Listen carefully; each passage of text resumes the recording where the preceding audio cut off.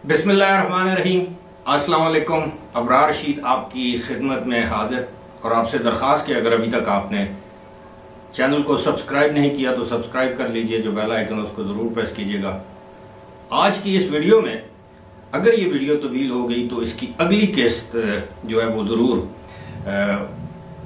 अगली किस्त में वो मजीद तफसीलात आपके सामने रखूंगा। अगर ये वीडियो तवील होगी आपको ये बताने की कोशिश करूंगा कि किस तरह पाकिस्तान को आज जिस मुश्किल का बल्कि मुश्किलात का सामना है, जिस माशी सूरत हाल का सामना है, उसकी असल वजह क्या है, किस किस ने इन हालात तक पाकिस्तान को पहुंचाने में अपना किरदार अदा किया है। आमतौर पर यह समझा जाता है कि पाकिस्तानी कौम एक लापरवाह, खुदा न खास्ता कामचोर, बेईमान, इस तरह की कौम। लेकिन अभी मैं आपके साथ शेयर करूंगा कि इस मुल्क को जितना नुकसान ऑक्सफोर्ड, एचिसन और बड़े बड़े जो नामी ग्रामी कॉलेजेस और तालीमी अदारे हैं उससे फारूक तहसील होने वाले लोगों ने नुकसान पहुंचाया इस मुल्क को, उतना तो किसी ने नहीं पहुंचाया। जितना बड़ा कोई पाकिस्तान में शख्स था, उसका मनसब था, उसने उतना बड़ा जुर्म किया। हर एक ने नहीं। मैं अभी आपको बताऊंगा कि आज बजट हमारा जो है वो पास हो गया और इस मौके पर इसहाक डार वफाकी वजीर खजाना ने ये कहा कि जनाब बहुत से ऐसे लोग हैं जो बतौर आर्मी चीफ और सदर के दो दो पेंशनें ले रहे हैं।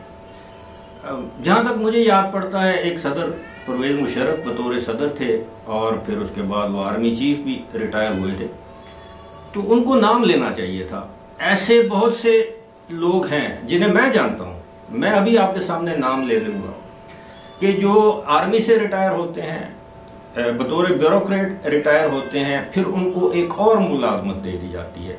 वहां से रियासत पाकिस्तान यानी आपके और मेरे पैसे से वो पेंशन लेते हैं और दूसरी जगह से वो तनख्वाह लेते हैं, चाहे वो कॉन्ट्रैक्ट पर उनकी अपॉइंटमेंट हो या कोई और अपॉइंटमेंट हो, वहां से मराहत लेते हैं हमारे खजाने से। अब मैं आपको मिसाल देता हूं, बहुत से ऐसे हमारे जनरल साहिबान हैं जो फौज से रिटायर होते हैं, उन्हें किसी न किसी कॉरपोरेशन का एमडी बना दिया जाता है। एयरफोर्स से रिटायर होने वालों को director general civil aviation appoint कर दिया जाता है, पीआईए का एमडी बना दिया जाता है, पीआईए का चीफ एग्जीक्यूटिव ऑफिसर बना दिया जाता है। और बहुत से इदारे, वापडा का, यानी हमारे मुल्क में ये एक रिवाज बन गया है कि जनाब ये हक है किसी भी रिटायर्ड जनरल का कि वो वापडा का चेयरमैन हो। आप पीटीए को देखें, पाकिस्तान टेलीकॉम अथॉरिटी को देखें, तो वहां पर आपको कोई रिटायर्ड जनरल साहब नजर आएंगे। और बहुत से इदारे हैं, lieutenant general retired, major general retired, brigadier साहिबान, प्राइवेट ऑर्गेनाइजेशन में। अच्छा, ये लोग इनको क्यों रखते हैं? और सबसे बड़ा एम्प्लॉयर है मलिक रियाज, फौज से रिटायर होने वाले अफसरान का सबसे बड़ा जो एम्प्लॉयर है मलिक रियाज। मैं देखिए, प्राइवेट सेक्टर में कोई भी नौकरी करे, हमें उस पे कोई एतराज नहीं, कोई बंदा रिटायर हो जाए नौकरी छोड़कर, इस्तीफा देकर। लेकिन ये जो लोग सरकार के मुलाजिम होते हैं, सरकार से पेंशन लेते हैं, अपनी रिटायरमेंट के बाद मराहत लेते हैं, उनको प्लॉट दिए जाते हैं, फिर वो दूसरी सरकार की किसी कॉरपोरेशन में या सरकारी इदारे में, चाहे वो नैब हो चाहे वो नादरा हो, वहां पर भी उनको नौकरी मिल जाती है।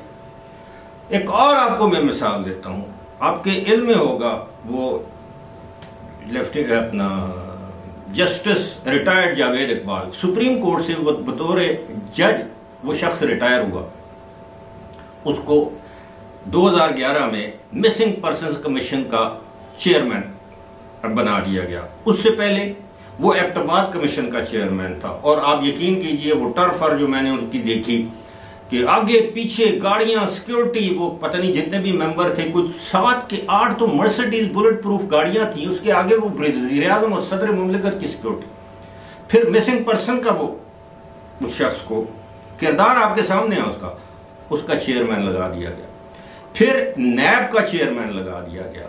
अब वो बतौर जज वहां से पेंशन ले रहा है, पता नहीं 15 लाख 10 लाख, घर ले रहा है, नौकर चाकर मराद बिजली गैस पानी टेलीफोन के बिल ले रहा है, पेट्रोल ले रहा है, और साथ बतौर नैब के चेयरमैन 15-20 लाख तनख्वाह, और फिर बुलेट प्रूफ गाड़ी और घर और ये, और अब मिसिंग पर्सन के चेयरमैन के हवाले से वो शख्स तनख्वाह ले रहा है, मराद ले रहा है। किसी की जरूरत नहीं है। 2 मरतबा उसको पब्लिक अकाउंट्स कमेटी में बुलाया गया है। कौमी असेंबली की नूर आलम खान जो उसके चेयरमैन है वो नहीं हाजिर हुआ। सेनेटर्स ने कौमी सेनेट में ये करारदाद, ये डिमांड पेश की कि इस शख्स को हटाया जाए। ये वजारत दाखिला के मातहत आता है। राना सनाउल्लाह में क्या इतनी जरूरत है वो जस्टिस रिटायर्ड जावेद इकबाल का को डी नोटिफाई कर दें, या हमारे वजीर आजम उसको डी नोटिफाई कर सकते हैं। क्या कुछ नहीं किया उस शख्स ने, उस वक्त की अपोजिशन और आज जो हुकूमत में बैठे हैं, लेकिन किला मजबूत है। तो ये इस तरह के लोग। अब मैं आता हूं जनाब, देखें ऑक्सफोर्ड, इमरान खान कहां से फारूक तहसील थे या हैं, अगरचे 3rd डिवीजन में, उसको 3rd ग्रेड कहते हैं, 3rd ग्रेड में उन्होंने वो डिग्री हासिल की थी बैचलर की political science economics and history में, लेकिन ऑक्सफोर्ड के ग्रेजुएट, कंपनी एक अदारे का भी आपके ऊपर, लेकिन पाकिस्तान का बेड़ा गर्क कर दिया। आज दिन तक बेड़ा गर्क कर रहे हैं।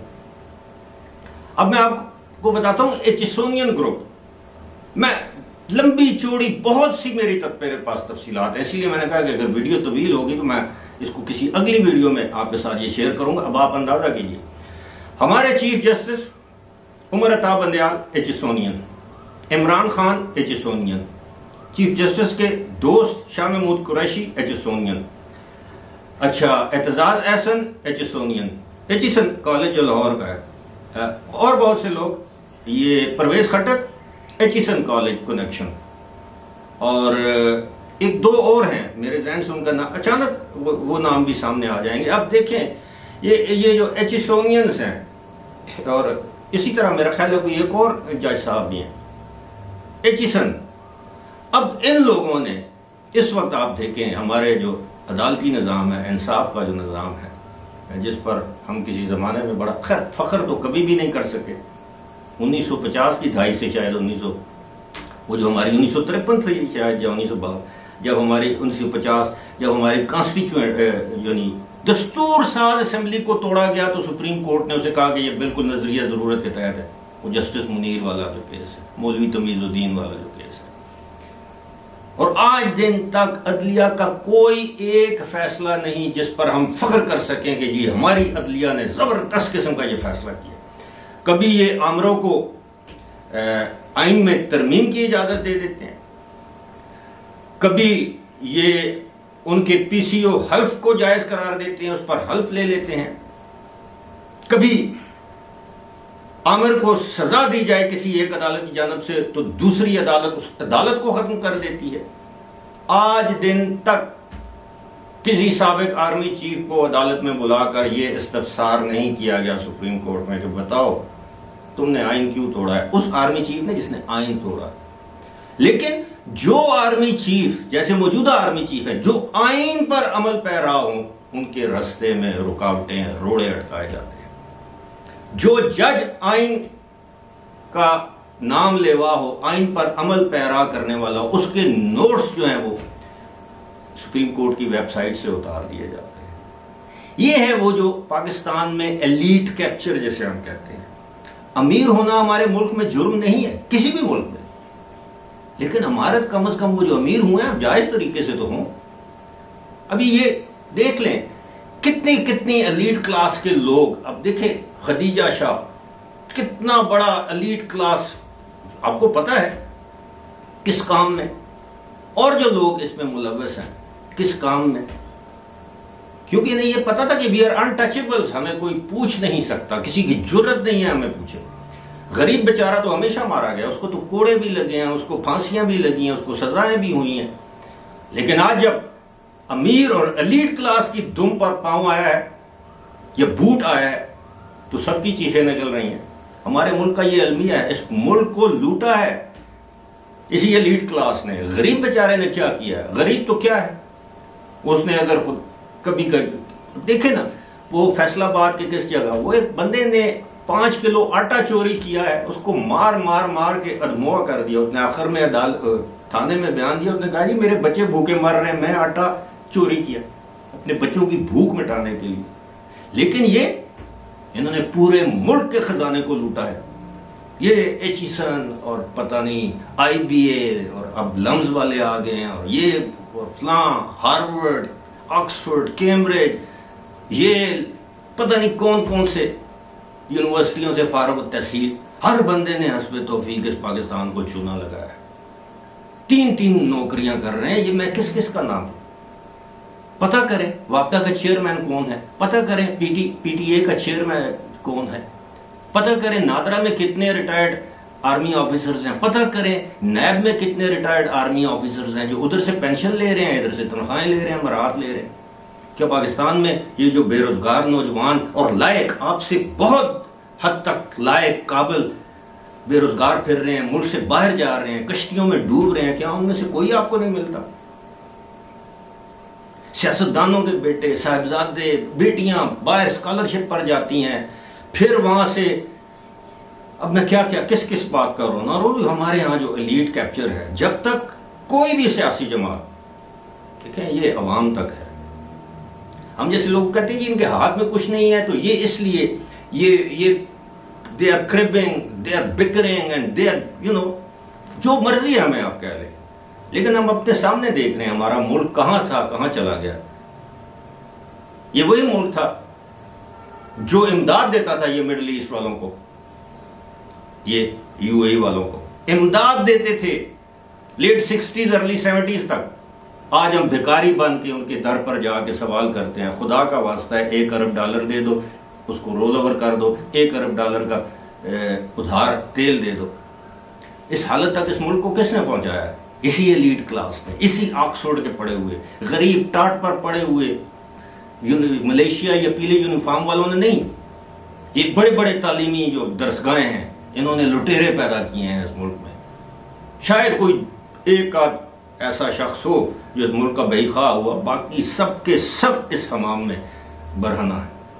और जब तक ये पाकिस्तानी कौम, हमारी कौम इन लोगों से छुटकारा हासिल नहीं करती, इसी तरह भुगतती रहेगी। वो है ना, है तकदीर के काजी का फतवा है, अजल से है जुर्म ज़ईफी की सजा मर्ग मफाजात। आज भी शहर का सबसे बड़ा आपके इलाके का डाकू, चोर, लुटेरा, टैक्स चुराने वाला हरामखोर जब किसी शादी में आता है, 1000 बंदा उसके एहतराम में उठकर खड़ा हो जाता है। सबको मालूम होता है ये चोर है, उठाई गिरा है, 2 नंबर है, इसने 2 नंबर तरीके से दौलत कमाई है। लेकिन ज़हनी गुलामी आज भी बहुत से लोगों को पता है कि इमरान खान ने इस मुल्क के साथ क्या किया है, लेकिन ज़हनी तौर पर गुलाम है, एक फितने के, एक फिरके के, एक कल्ट के फॉलोअर है।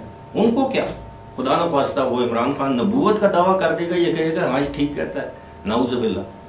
और अल्लाह ताला हम सब के हाल पर रहम करे और इस क्लास से जान छुड़ाए। मुझे दीजिए इजाजत, खुदा हाफिज।